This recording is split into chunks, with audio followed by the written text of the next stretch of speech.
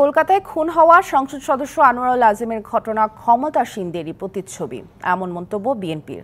দলটির নেতারা বলছেন, রাজনৈতিক দুর্বৃত্তায়নের কারণেই আনারের মতো ব্যক্তিরা সংসদে আসতে পারছেন, আর বর্তমান সংসদের ৮০% সদস্যই আনারের মতো।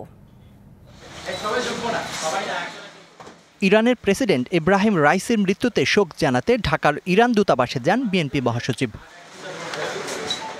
সই করেন শোক বইয়ে। পরে গণমাধ্যমে প্রতিক্রিয়া জানান বিএনপি মহাসচিব।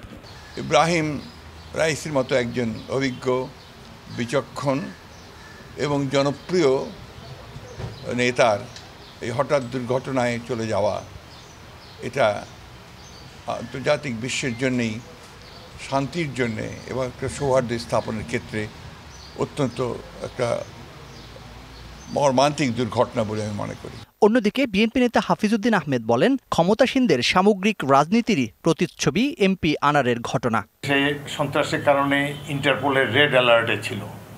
এই ধরনের এত বড় একজন সন্ত্রাসীকে যে আওয়ামী লীগ নমিনেশন দিয়েছে, এতে রাজনৈতিক দলটারও চিন্তা চেতনার খোঁজ পাওয়া যায়।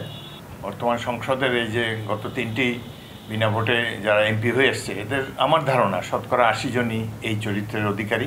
বর্তমান সরকারও দুর্নীতির আকণ্ঠ নিমজ্জিত এবং তাদের বড় বড় স্টার হলো এই আনোয়ারুল আজিমের মতো এমপিরা।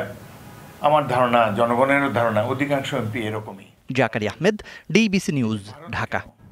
নগদে 500 টাকা বা তার বেশি পেমেন্টে পেতে পারেন ঢাকায় জমিসহ 20 কোটি টাকার পুরস্কার।